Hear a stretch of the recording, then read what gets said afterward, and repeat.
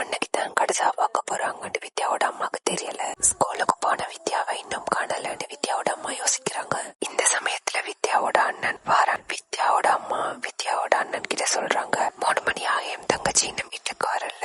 பதட்டமான வித்யாவோட அண்ணனும் வித்யாவோட அம்மாவும் டூ வீலர்ல ஸ்கூலுக்கு போயிட்டு விசாரணை செஞ்சு பாக்குறாங்க. வித்யா இன்னைக்கு ஸ்கூலுக்கே வரல அப்படின்னு ஸ்கூல்ல சொல்றாங்க. இதை கேட்ட 2 பேரும் அதிர்ந்து போயிடுறாங்க. என்ன பண்றேன்னு அவங்களுக்கு தெரியல. அதுக்கு அடுத்தபடியா வித்யாவோட ஸ்கூலுக்கும் வித்யாவோட வீட்டுக்கும் 2 கிலோமீட்டர் தேடிப்பட்ட தூரத்துக்கு இடையில எங்கேயாவது இருக்காளான்னு தேடிக்கொண்டே திரிக்காங்க. ஆனாலும் வித்யா கிடைக்கவே இல்லை. அப்படி வித்யா எங்கதான் போனோம். அதுக்கு பிறகு வித்யாவோட குடும்பத்தவர்கள் பக்கத்துல இருக்கிற போலீஸ் ஸ்டேஷனுக்கு போயிட்டு மாலை 6 மணிக்கு மாதிரி ஒரு கம்ப்ளைண்ட் பண்றாங்க. என்னோட மாலை அந்த வித்யா காணல அப்படின்னு. இதை கேட்ட போலீஸ் அதிகாரிகள் ஒரு சிலர் வித்யாவோட அம்மா கிட்ட சொல்றாங்க, உங்க பொண்ணு யாராவது காதலிச்சுக்கிட்டு அவங்க கூட ஓடி போயிருக்கலாம் அப்படின்னு சொல்றாங்க. இதை கேட்ட வித்யாவோட அம்மா அதிர்ந்து போயிடுறாங்க. என்னோட மாலை அப்படிப்பட்டவள் கிடையாது, ஏதாவது நடவடிக்கை எடுங்க அப்படின்னு தொடர்ந்து வலியுறுத்தி கொண்டே இருக்கிறாங்க. நைட் 9 மணி வரை பாக்குறாங்க. போலீஸ் எந்தவித ஆக்ஷனுமே எடுக்கவில்லை.